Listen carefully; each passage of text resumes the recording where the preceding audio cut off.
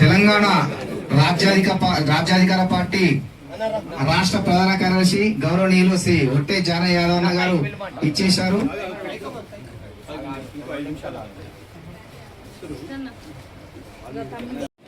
కూర్చోండి అందరూ.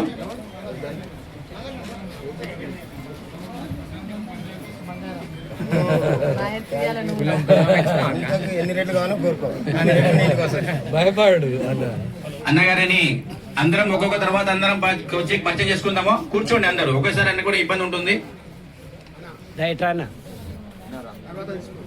అందరు కూర్చొని కూర్చున్నాం. తెలంగాణ రాజ్యాధికార పార్టీ తెలంగాణ రాష్ట్ర కార్యదర్శి ఒట్టే జానయ్య యాదవ్ అన్న గారికి స్వాగతం, సుస్వాగతం.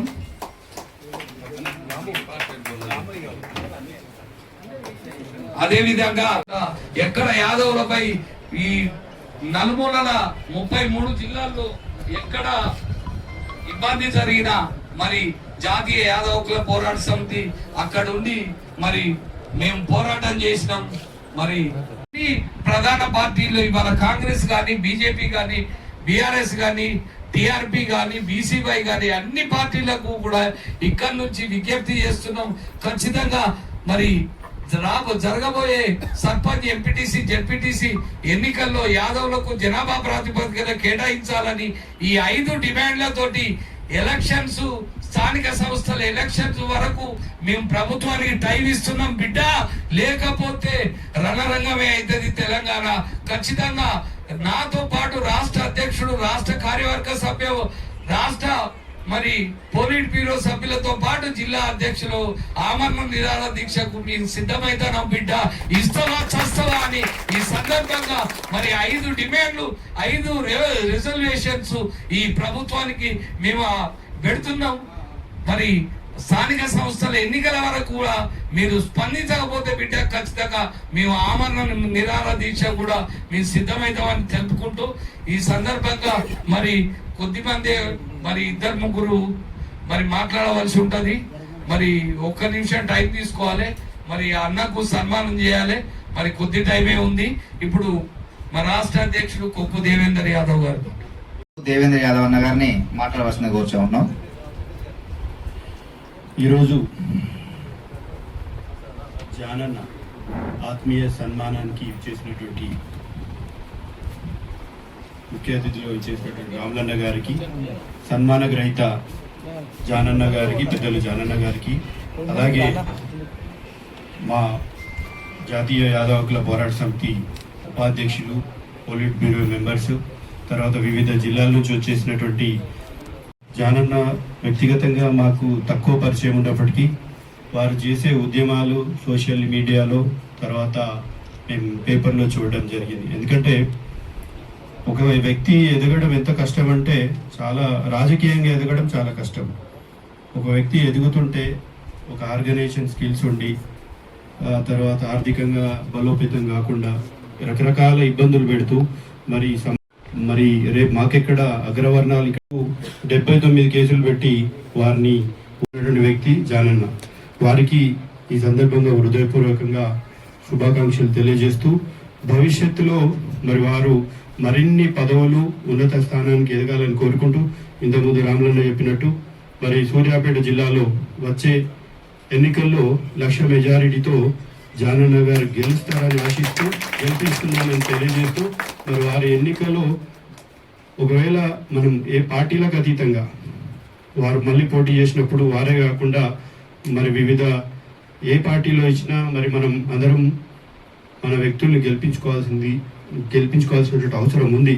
ఎందుకంటే ఇప్పుడు రాబోయే కొద్ది రోజుల్లో స్థానిక సంస్థల ఎన్నికల నోటిఫికేషన్ వస్తుంది. కాబట్టి ఈ సందర్భంగా మన సోదరులందరికీ విజ్ఞప్తి చేయడం ఏంటంటే, మనం ప్రతి చోట గ్రామ పంచాయతీ నుండి మొదలుకుంటే జిల్లా పరిషత్ వరకు, ప్రతి వార్డు సభ్యుల నుంచి మొదలుకుంటే జిల్లా పరిషత్, ఎంపీటీసీ, జడ్పీటీసీ అన్ని స్థానాలలో పోటీ చేయాల్సిందిగా, అన్ని పార్టీలో మనం డిమాండ్ చేయాల్సిందిగా, మనకు అన్ని పార్టీలకు టికెట్లు ఇప్పించుకోవాల్సిందిగా మనం కోరుతూ, రాములన్న నేతృత్వంలో అందరం కలిసి రాష్ట్ర కార్యవర్గం అన్ని పార్టీలకు విజ్ఞప్తి చేయడం జరుగుతుంది ఈ వారం రోజులలో.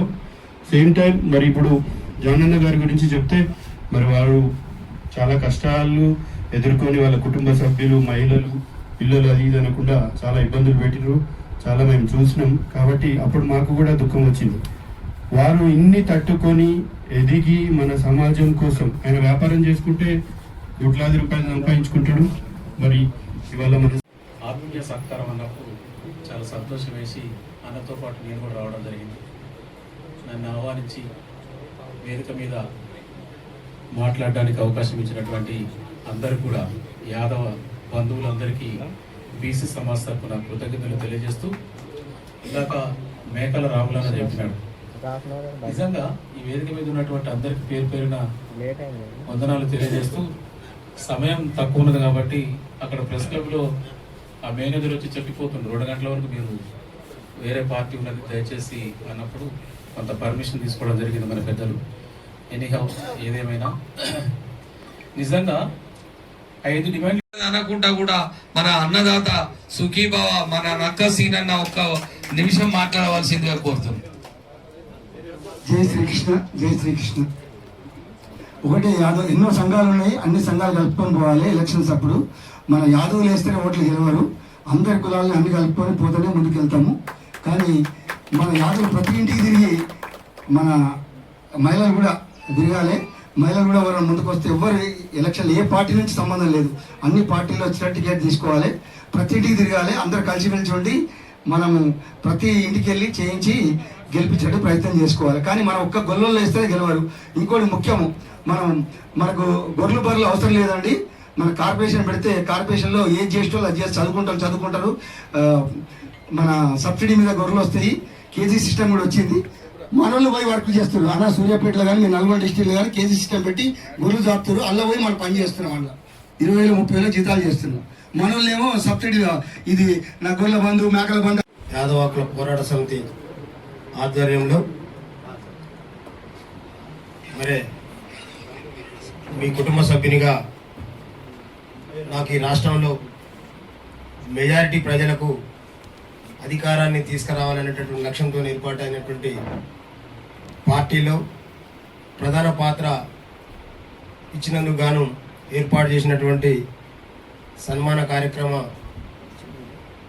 జాతీయ అధ్యక్షులు, మరి మన జాతి ముద్దుబిడ్డ, మరి అనేక రకాల కష్ట నష్టాలను ఓర్చుకుంటూ ఈ జాతుల్ని రాజ్యాధికారం వైపు మళ్లించాలనేటటువంటి లక్ష్యంతోనే అనేక సంవత్సరాల నుండి పోరాటం చేస్తున్నటువంటి ఈ జాతి పెద్దన్న మేకల రాములు యాదవ్ గారికి, అదేవిధంగా మరి ఈ రాష్ట్ర అధ్యక్షులు, మరి యువ నాయకులు, వీరో సభ్యులు గుడిగె శ్రీనివాస్ యాదవ్ గారికి, వెంకటేశ్వర యాదవ్ గారికి, సింహ యాదవ్ గారికి, లక్ష్మక్క గారికి, అదేవిధంగా నక్క శ్రీనివాస్ యాదవ్ గారికి, నందగోపాల్ యాదవ్ గారికి, కూరెల శ్రీనివాస్ గారికి, రవి యాదవ్ గారికి, నాగార్జున యాదవ్ గారికి, వినోద్ యాదవ్ గారికి, అదేవిధంగా మరి రాములన్న నాయకత్వంలో వివిధ జిల్లాలలో బాధ్యతలు వహిస్తున్నటువంటి జిల్లా అధ్యక్షులకు, జిల్లా కార్యవర్గానికి, అదేవిధంగా వివిధ గ్రామాల నుండి విచ్చేసినటువంటి నా యాదవ కుటుంబ సభ్యులందరికీ కూడా పేరు పేరున మనస్ఫూర్తిగా హృదయపూర్వక ధన్యవాదాలు తెలియజేస్తా ఉన్నాను. నిజంగా రాములన్న సన్మాన కార్యక్రమం అనగానే నేనే అడిగి మీటింగ్ పెట్టేయాలనేటటువంటి ఆలోచన ఉండే, కానీ అది నేను పెట్టడం అంటే నాకు నేనుగా ఏదో చేసినట్టు ఉంటుంది. కాబట్టి నేను ఆలోచించే లోపే అన్న కార్యక్రమం ఉంటుంది అనగానే అన్న ఏ రోజు టైం డిసైడ్ చేసి ఆ రోజు నేను వస్తా అని చెప్పిన. ఎందుకు అంటే ఇది నా కుటుంబ సభ్యులతోనే ఏర్పాటయ్యేటటువంటి సమావేశం. మరి నా ఆలోచన, నేను ఆలోచిస్తున్నటువంటి తీరు ముందుగా ఈ కుటుంబ సభ్యులతో చర్చ చేయాలనేటటువంటి ఆలోచనతోనే మరి ఈనాడు మీ ముందుకు రావడం జరిగింది అనేటటువంటి వాస్తవాన్ని కూడా మీ అందరికీ కూడా ఈ వేదిక ద్వారా తెలియజేస్తా ఉన్నాను. నిజంగా సోదరులారా, మనం ఆలోచన చేయాల్సినటువంటి సందర్భం. సెల్ ఫోన్లు రింగ్ కావడం కానీ సెల్ ఫోన్ ఎత్తడం కానీ కొద్దిగా పక్క పెట్టండి. నేను ఎంతో ప్రేమగా మీతో మాట్లాడాలి, అన్ని షేర్ చేసుకోవాలని వచ్చినా కాబట్టి ఒక 5 నిమిషాలు ఎక్కువైనా నేను వాళ్ళతో మాట్లాడితే ఆయన ఎంత పెనాల్టీ వేస్తే నాకు అర్థం. కానీ మిమ్మల్ని మాత్రం నేను మాట్లాడాలనుకున్నంత విన్న తర్వాత బయటకు వెళ్తాను. సన్మానం తర్వాత ఎందుకు చెప్తున్నా అంటే, ఈ రాష్ట్రంలో మెజారిటీ వర్గాలైనటువంటి బీసీలలో మరి అందులో ఉండబడినటువంటి 130 కావచ్చు, 110 కావచ్చు, 120 కులాలలో మెజారిటీలో ఉన్నటువంటి వాళ్ళం మనం. మరి మనల్ని పరిపాలించినటువంటి ఈ 70-80 ఏళ్ల పాలకులు అనేక సంవత్సరాల నుండి మనల్ని బానిసలుగా, అంతేకాకుండా శూద్రులుగా అవమానీయ కోణంలో చూసినటువంటి చరిత్ర. అంతేకాదు మనకంటే ముందు తరం సంచార జాతులుగా మరి నాగరికత తెలియనటువంటి స్థితిలో మనల్ని నడిపించినటువంటి వాస్తవాలు మనం గుర్తు చేసుకోవాల్సినటువంటి అవసరం ఉంది. గ్రామాలలో వ్యవసాయదారులుగా, అనేక రకాల ఉత్పత్తి వర్గాలుగా ఈ దేశ రాష్ట్ర సంపదలు సృష్టించేటటువంటి వాళ్ళలో మరి మన వాటా మనం పోషిస్తున్నటువంటి పరిస్థితి. మరి ఇన్నిటిల్లో భాగస్వామ్యం అవుతున్నప్పటికీ మరి రాజకీయాల్లో ఇప్పటి వరకు మనల్ని పరిపాలించినటువంటి కావచ్చు, మనం మన పార్టీలు అనుకునే మన భాగస్వామ్యంతో నడిపిస్తున్నటువంటి పార్టీలు కావచ్చు, ఈ 70-80 ఏళ్ల కాలంలో ఎందుకు మనల్ని ఈ అధికారం అనే దాంట్లో వాటాదారులుగా చేర్చాలనేటటువంటి కనినటువంటి రోజులు ఇవి. అయినప్పటికీ మన ఆలోచనలో ఇంకా ఎక్కడో కొంత బానిసత్వం అనేది మిగిలి ఉంది. నిజంగా మిత్రులారా, మీరు ఒకసారి ఆలోచన చేయండి. నేను 2001లో ఈ తెలంగాణ రాష్ట్రంలో ఒక పార్టీ ఉద్భవించి అది ఇక్కడ ఉన్నటువంటి ప్రజలకు నీళ్లు, నిధులు, నియామకాలు అంటే ఈ మూడిటి లోటు వల్ల ఈ రాష్ట్రం అధోగతి పాలవుతుంది అనేటటువంటి వాస్తవాన్ని చెప్పినటువంటి ఆ పార్టీ నాయకుడిని నమ్మి నేను 2001 నుంచి తెలంగాణ ఉద్యమంలో పనిచేసినటువంటి చరిత్ర. నిజంగా ఇక్కడ ఉన్నటువంటి అందరికంటే కింది నుంచి స్టార్ట్ అయ్యి వచ్చినటువంటి వ్యక్తిగా నేను ఇవాళ మీ ముందు ఉన్నా. కానీ అది ఎవరు నమ్మొచ్చు, నమ్మకపోవచ్చు. ఇది వాస్తవం అనేటటువంటి వాస్తవాన్ని ఒప్పుకునే ధైర్యం కూడా అందరికి ఉండదు. వాస్తవాన్ని, గత చరిత్రని చెప్పుకునే ధైర్యంగానే, గుర్తు చేసుకునేటటువంటి ధైర్యం కానీ కొంతమందికే ఉంటుంది. నేను బాజాబ్ చెప్తా ఉన్నా, అక్కడి నుంచి వచ్చినటువంటి వ్యక్తిని. డిగ్రీ ఫైనల్ ఇయర్ ఫీజు కట్టలేక డిగ్రీని డిస్కంటిన్యూ చేసినటువంటి చరిత్ర. మరి అలాంటి నాకు వచ్చినటువంటి పరిస్థితి నా పిల్లలకు రావద్దు, నా తర్వాత తరానికి రావద్దు అంటే ఇవాళ ఇక్కడ పుట్టినటువంటి పార్టీ ఈ నీళ్లు, నిధులు, నియామకాలు అంటే ఇక్కడ ఉన్నటువంటి ప్రజలకు నీళ్లు వస్తే బీడు భూములన్నీ కూడా సాగులోకి వస్తాయి, నిధులు వస్తాయి, గ్రామాలు బాగుపడతాయి. ఇక్కడ ఉన్నటువంటి ఈ రాష్ట్రం ఏర్పాటైతే ఇక్కడ ఉన్నటువంటి ఉద్యోగాలన్నీ కూడా నా తర్వాత తరానికి నాలాంటి వాళ్ళకు వస్తాయి అనేటటువంటి గుడ్డి నమ్మకంతో ఆ ఉద్యమంలో పనిచేసి ఆనాటి నుండి ఈనాటి వరకు నేను వార్డు మెంబర్గా, సర్పంచ్గా, 2 సార్లు ఎంపీటీసీగా, ఎంపీపీగా, పిఎస్ఏ చైర్మన్గా, డీసీఎంఏ చైర్మన్గా అక్కడ ఉన్నటువంటి రెడ్ల మధ్యన ఆ రెడ్లందరినీ ఒప్పించుకుంటూ మరి జిల్లా స్థాయి వరకు వచ్చేంత వరకు నాకు ఎక్కడ ఎన్ని రకాల ఆటంకులు కల్పించినప్పటికీ కూడా మరి అక్కడి వరకు రాగలిగిన. ఎప్పుడైతే పసిగట్టి మీ కుట్రల్ని మేము సహించేది లేదు, ఇక్కడ ఉన్నటువంటి మెజార్టీ ప్రజలు మేము కదా, మీరు మమ్మల్ని ఎట్లా చేస్తారనే మాట మొదలు పెట్టగానే వాళ్ళ చేతిలో ఉన్నటువంటి అధికారం, మన ఓట్ల ద్వారా వాళ్ళ చేతిలో పెట్టినటువంటి అధికారాన్ని అడ్డం పెట్టుకొని ఎన్ని కుట్రలు చేసారో మీ అందరూ కూడా తెలుసు. మరి అలాంటి నాయకుల దగ్గర ఇవాళ మా ఎగనర్సన్ నుండి అక్కడ పెద్ద ఆయన ఈ కాంగ్రెస్ పార్టీకి సీనియర్ నాయకునిగా మాకు గుర్తొచ్చిన కాంచి పోరాటం చేస్తూనే ఉండు. ఒక్కసారి ఏదో బీసీ జెండాలో ఏదో వస్తే అక్కడ జడ్పీటీసీ అవకాశం, అది ఆ కులానికే బీసీ వచ్చింది కాబట్టి మరి ఆయన జెండాలో పోటీ చేసే ధైర్యం లేదా, డబ్బులు లేవా, అన్నీ ఉన్నాయి.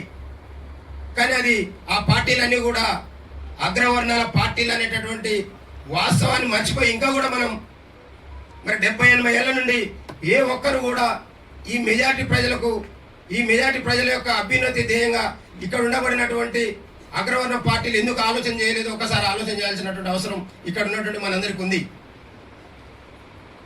మరి ఇప్పుడు ఇంతకాలం తర్వాత ఇవాళ ఈడబ్ల్యూఎస్ కావచ్చు, ఇంకా రాజకీయంగా ఇవాళ కాంగ్రెస్ పార్టీ పెద్దలు చెప్పినట్టుగా కామారెడ్డి డిక్లరేషన్ కావచ్చు, అంటే ఎన్నికల ఎజెండా ఒకటి, పార్టీ ఎజెండాలు వేరు వేరు ఎజెండాలు పెట్టుకొని ఎన్నికలు రాగానే ఎన్నికల స్టంట్గా మరి వాళ్ళు మనల్ని మోసపూరితమైనటువంటి ప్రకటనలతోనే మనతో ఓట్లు వేయించుకొని అధికారంలోకి వచ్చిన తర్వాత ఇవాళ మీరు అందరూ చూస్తూ ఉన్నారు,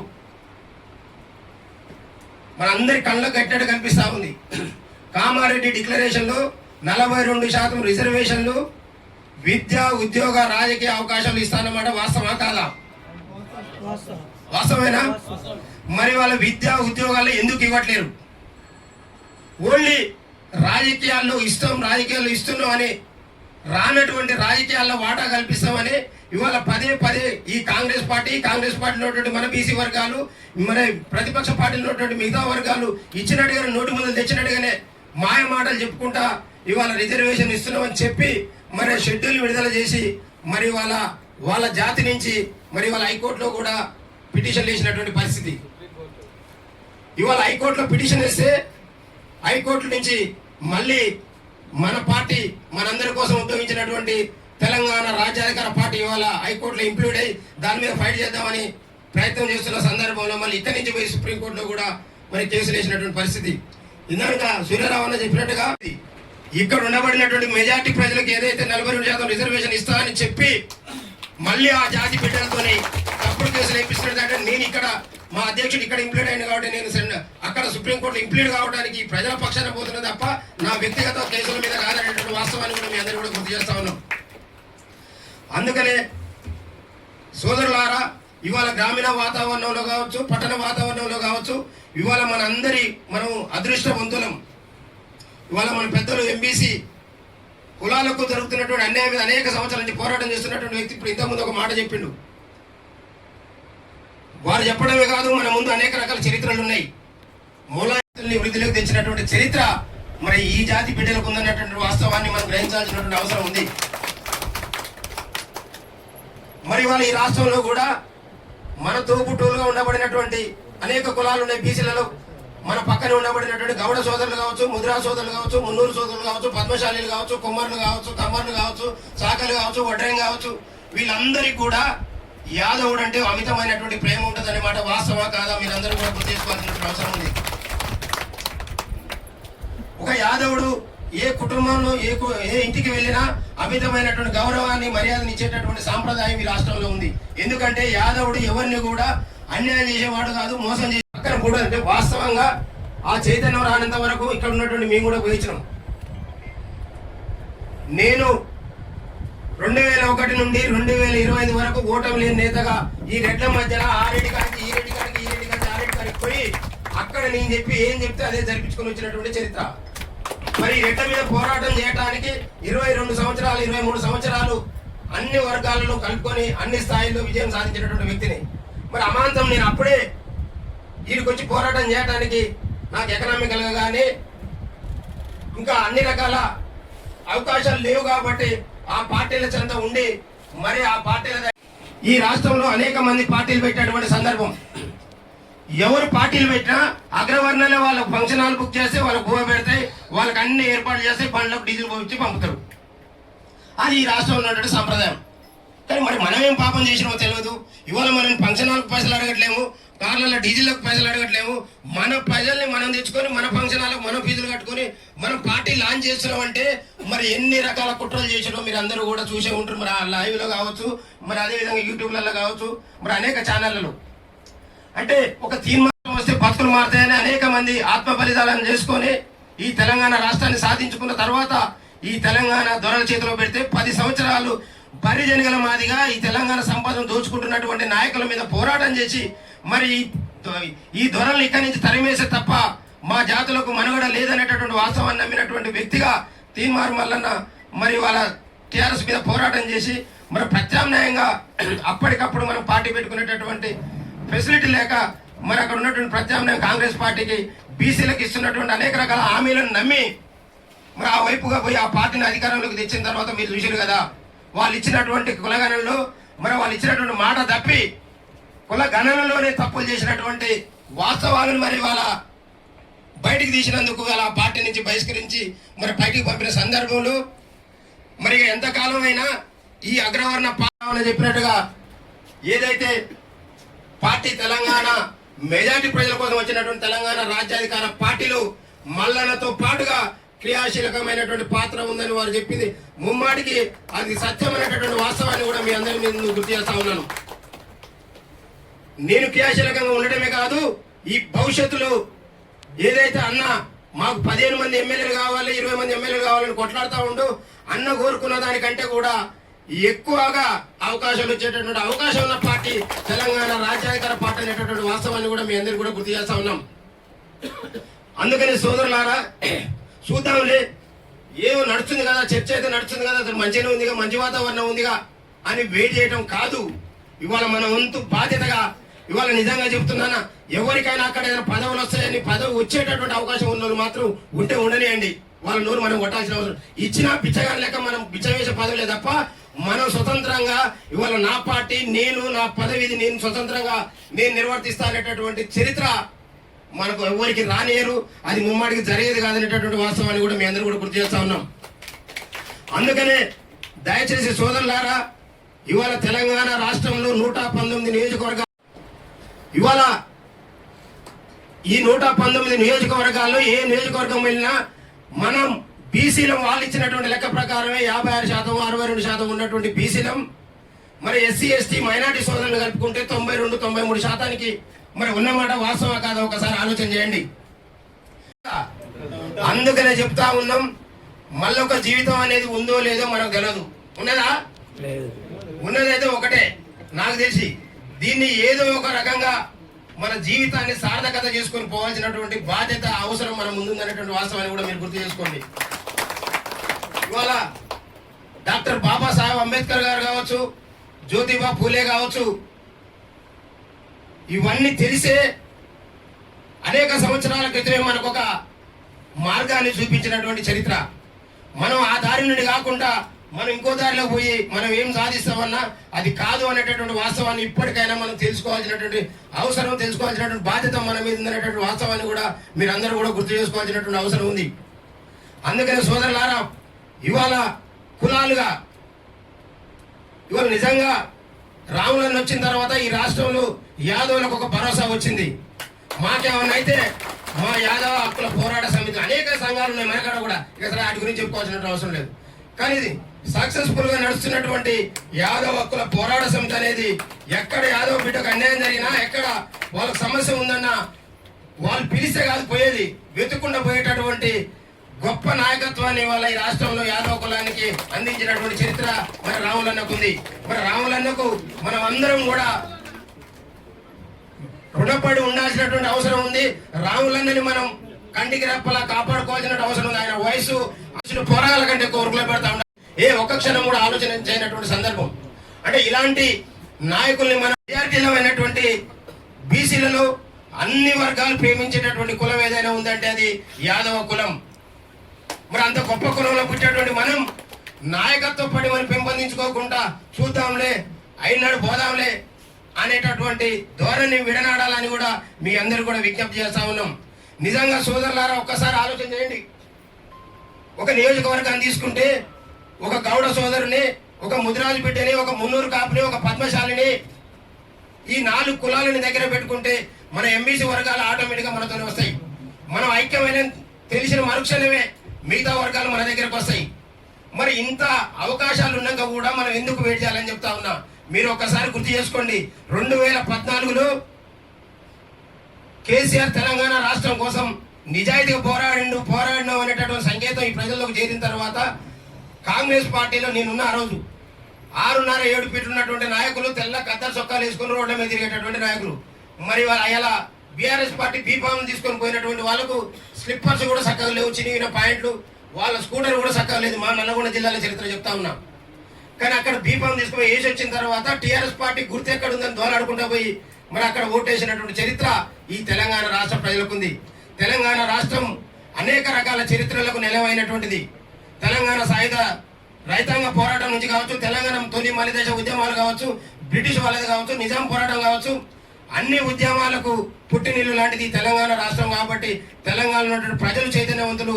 కానీ ఇక్కడ ఉండబడినటువంటి నాయకత్వమే కొంత వేచి చూసేటటువంటి ద్వారంతో ఉంటుంది. కాబట్టి దయచేసి మిత్రులారా, ఎక్కడికక్కడ మీకున్నటువంటి అవకాశాలు ఇంకా ఒకవేళ Congress party, BJP party, BRS party బీఫామ్లు ఇచ్చిన తీసి విసిరేయాల్సినటువంటి చరిత్ర, విసిరేయాల్సినటువంటి సందర్భం మరి ఇప్పుడు మనకు ఆసన్నమైందనేటువంటి వాస్తవాన్ని కూడా మీ అందరూ కూడా గుర్తు చేస్తా ఉన్నాం. ఇవాళ తెలంగాణ రాజ్యాధికార పార్టీ మొట్టమొదటి సమావేశాన్ని వరంగల్లో నిర్వహించుకున్న సందర్భంలో మనం కొన్ని ప్రకటించడం జరిగింది. అంటే ఇవాళ సగానికి పైన పడినటువంటి 3 లక్షల కోట్ల బడ్జెట్ ఉన్నటువంటి ఈ రాష్ట్రంలో మనం 1 లక్ష కోట్ల బడ్జెట్ తోనే మన బీసీలను బలోపేతం చేసుకుంటాం అనేటటువంటి తీర్మానం చేసుకోవడం జరిగింది. అది జరుగుతుందా అనే సందేహం ఉన్నటువంటి చాలా మంది మళ్ళీ మాతో మాట్లాడిన తర్వాత ఎక్కడిది మీకు ధైర్యం? అవును కదా, నిజంగా సగానికి పైన ఉన్నటువంటి ప్రజలకు పంచాల్సినటువంటి వాటా ప్రకారం పంచితేనే కదా ఇవాళ మనం ఈ పంచకపోవడం వల్ల మనం వెనకబడింది. ఇవాళ ఈడబ్ల్యూఎస్ కోటా ఉంది. మన పిల్లలు చదువుకున్నటువంటి ప్రతి ఒక్కరు తెలుసు. ఇవాళ నిన్నటికి మన గ్రూప్ 1, గ్రూప్ 2, గ్రూప్ 3 ఏదైతే మళ్ళీ వీళ్ళు ఉద్యోగాలలో భర్తీ చేసారో ఈడబ్ల్యూఎస్ కోటా తను ఉన్న 10% 12% తీసుకుపోతా ఉన్నారు. అడిగే వాళ్ళు ఇవాళ ఉంటే తీర్మానం మళ్ళీ ఒకడు బ్రోకర్ అంటాడు, ఒకడు ఇంకోటి అంటాడు, ఇంకోటి అంటాడు. కానీ మన నోరులు ఎక్కడ కూడా లేసలేవు. వాళ్ళు చెప్పగానే నిజమే కావచ్చేమో. అంటే ఇవాళ మెజార్టీ ప్రజల పక్షాన కొట్లాడుతున్నటువంటి గొంతుకని ఏదైతే మైనార్టీలు ఈ ప్రభుత్వాలకు దూరం అయిపోతాం అనేటటువంటి భయం జరగబడ్డది. కాబట్టి ఇవాళ మన కోసం మాట్లాడేటటువంటి నాయకుల్ని, మన కోసం కొట్లాడేటటువంటి నాయకుల్ని ఒక దొంగగా, ఒక బ్రోకర్ గా చిత్రీకరించేటటువంటి పరిస్థితి మరి ఈ రాష్ట్రంలో జరుగుతుందంటే మనం అందరం కూడా మన గొంతు నిప్పాల్సినటువంటి సందర్భం. మన సోషల్ మీడియా మొత్తం మనం వాడాల్సినటువంటి సందర్భం. మన చేతిలో ఉన్నటువంటి ఆండ్రాయిడ్ ఫోన్లు మరి వాళ్ళ చూసుకుంటూ నోరు మేపకుండా ఉండడం కాకుండా మనం ప్రతి మాటకు సమాధానం చెప్పాల్సినటువంటి పరిస్థితి. ఇవాళ వాళ్ళు 3-4% లేనటువంటి వాళ్ళు మనం ఏదైనా మాట్లాడితే, ఇవాళ నేను మాట్లాడేదంటే ఉడుతుంటే ఎక్కడైనా అగ్రవర్ణాల గురించి మాట్లాడితే వెంటనే కింద మన గురించి రాంగ్ కామెంట్స్ పెడతా ఉంటారు. కానీ మనోళ్ళు ఇంతమంది ఉంటారు, చూసుకుంటూ పోతారు. కానీ కనీసం రిప్లై చేయాలనేటటువంటి ఆలోచన కూడా ఇంతవరకు మనలో ఉత్పన్నం కావట్లేదు. అందుకని మిత్రులారా, ఒక ఒట్టె జాన యాదవ్, ఒక రాములన్నో, ఒక దేవేంద్రన్నో, ఒక తీర్మానం మల్లన్నో కాదు, ఇవాళ ఈ రాష్ట్రంలో ఉండబడినటువంటి మెజార్టీ ప్రజలమైనటువంటి మనం, మెజార్టీ నష్టపోయినటువంటి ప్రజలం 70-80 ఏళ్ల నుండి ఇవాళ ఈ సంపదనంతా కూడా భోంచేసి వాళ్ళు, వాళ్ళ కుటుంబ సభ్యులు, వాళ్ళ పిల్లలు, బంధుమిత్రులు వాళ్ళు పంచుకొని ఇవాళ ఈ సంపదను ఇక్కడి నుంచి రాష్ట్రం దాటించి విదేశాలలో సంపదను దాచుకుంటూ మనల్ని మాత్రం ఎలక్షన్ వచ్చిన రాత్రికి మనం గేట్లు తెచ్చుకొని 2000 కాగితం, 500 కాగితం, కోటల సీసా కోసం ఎదురు చూసేటటువంటి స్థితిలో ఉంచినటువంటి పార్టీలలో ఉంటే మనం ఉన్నటువంటి వాళ్ళు కావచ్చు, ఉన్నోళ్ళు కావచ్చు, తక్షణమే ఆ పార్టీలకు రాజీనామా చేసి బయటికి వచ్చి ఆత్మగౌరవంతో ముందుకు పోవాలి. ఈ పార్టీ ఎవరి సొంతం కాదు, ఇక్కడ ఉండబడినటువంటి మెజార్టీ ప్రజల యొక్క ఆస్తి, మెజార్టీ ప్రజల యొక్క అభివృద్ధి కోసం పుట్టినటువంటి పార్టీ. కాబట్టి దయచేసి ఇక్కడ ఉన్నటువంటి ప్రతి జిల్లా బాడీ కావచ్చు, రాష్ట్ర బాడీ కావచ్చు, మిగతా వాళ్ళందరూ కూడా ఎక్కడికక్కడ మనం ఆ పార్టీలు మనవి కావు. ఇవాళ తెలంగాణ రాష్ట్రం కోసం పుట్టిన పార్టీ 2001 నుంచి 2013 వరకు, అంటే 13 సంవత్సరాలు పట్టింది. సోషల్ మీడియా లేదు, ఆ పార్టీకి ఒక కుల బలం లేదు, ఒక మత బలం లేదు.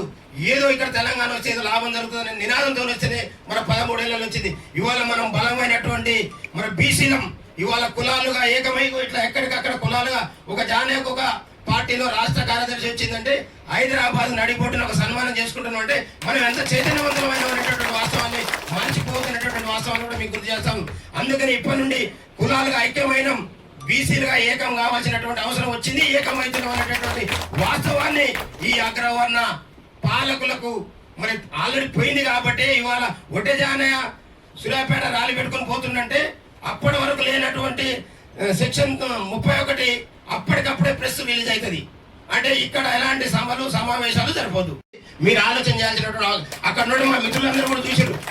అంటే 3 గంటల ముందు వరకు కూడా మనకు పర్మిషన్ ఎటువంటిది. అంటే మనం వస్తున్నాం అంటే వాళ్ళ గుండెల్లో రైలు పరిగెత్తుకున్నాయంటే మనతోని ఈ పాలకులకు మరి భయం దూరపడ్డది, పాలన దూరం అయ్యేటటువంటి రోజులు వచ్చినాయి. వాళ్ళ పిల్లలందరూ కూడా చదువుకుర్రు, చైతన్యవంతులయ్యారు. వాళ్ళ జరుగుతున్న అన్యాయం మీద ఈ గొంతులని మాట్లాడుతూ ఉన్నాయి. కాబట్టి ఖచ్చితంగా వాళ్ళు ఏకమైనరు అనే మెసేజ్ పోయింది. కాబట్టి మరి వాళ్ళు భయపడతా ఉన్నారు. కాబట్టి దయచేసి సోదరులారా, మీ అందరూ ఇవాళ నాకు మీరు ఇంత టైం ఇవ్వటమే నాకు పెద్ద ఘనమైనటువంటి సత్కారం చేసినట్టుగా నేను భావిస్తా ఉన్నా. మీరు ఈ సమాచారాన్ని మీది జానన కోసం వెళ్ళన కోసం కాదు, మన భవిష్యత్తు మనం వీళ్ళ పిల్లల కోసం ఏ రకంగానైతే ఎకరం ఉన్నాయని అటు ఇటు చేసి కడుపు కట్టుకుని ఇంకో రకం సంపాదించి నా పిల్లల పేరు మీద ఎకరం సంపాదించి పెడుతున్నాను చెప్పుకుంటాడు. మరి ఒక ఆయన డిగ్రీ చేసినాక పీజీ 2028లో ఉండేటటువంటి క్యాబినెట్ లో మన జాతి బిడ్డలు బడుగు బలైన వర్గాలే క్రియాశీలమైనటువంటి పాత్ర పోషిస్తారు. కాబట్టి ఈ రాష్ట్రంలో ఎవరెంతో వాళ్ళకంతా నినాదంతో ఈ రాజ్యాధికార పార్టీ పుట్టింది. ఈ రాజ్యాధికార పార్టీ అధికారంలోకి వస్తే ఖచ్చితంగా వాళ్ళు చేసినటువంటి 3-4% ఉన్నటువంటి వాళ్ళు మొత్తాన్ని దోపిడీ చేసినట్టుగా కాకుండా ఇవాళ వాళ్ళ వాటా వాళ్ళకి ఇచ్చి మన వాటా మనం పంచుకుందాం అనేటటువంటి నినాదంతో ముందుకు పోతున్నాం. కాబట్టి మనం ఎవరికి శత్రువులం కాదు. మనల్ని 70-80 ఏళ్ల నుండి పాలకులుగా ఉండి మనల్ని పాలించి మన సంపదను దోచుకున్నటువంటి ఆ యొక్క దోపిడీదారులకు మాత్రమే మనం వ్యతిరేకం. వాళ్ళని ఎక్కడ కూడా రేపు రాబోయేటటువంటి స్థానిక సంస్థల ఎన్నికల్లో మళ్ళీ ముఖ్యంగా చెప్తా ఉన్నా, ఈ దొంగలు వీళ్ళు మనకు రిజర్వేషన్ ఇచ్చేటటువంటి ఉద్దేశం లేదు. ఇవాళ హైకోర్టులో కేసేసారు, సుప్రీంకోర్టులో కేసేసారు. సుప్రీం కోర్టు దానికి కూడా పోయి కొట్లాడటానికి మేము సిద్ధపడి ఉన్నాం. ఈ ప్రజల పక్షాన సుప్రీంకోర్టు కూడా వెళ్తా ఉన్నాం సాయంత్రం. అయినా మీరు ఈ రిజర్వేషన్ వచ్చినా రాకున్నా జనరల్ స్థానం ఉందంటే ఖచ్చితంగా రాజ్యాధికార పార్టీ పక్షాన మీ నామినేషన్ పడాలి.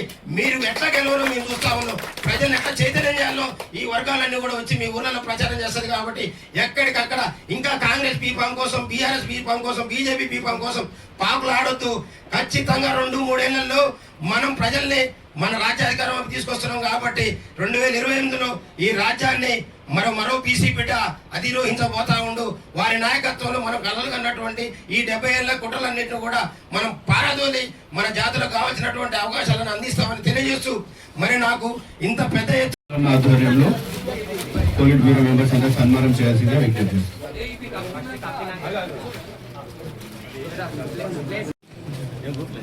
వెనుకకు రావాలన్నా మీరు అన్న, వెనుకకు రావాలి.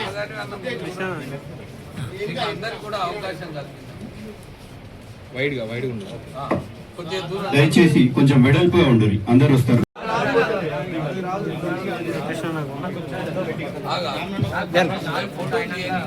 అరే అది పక్క పెట్టే అనే చూడాలన్నా. జై యాదవ్.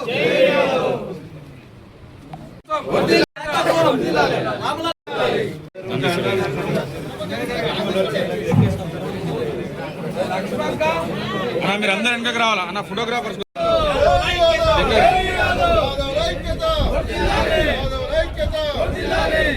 నాయకత్వం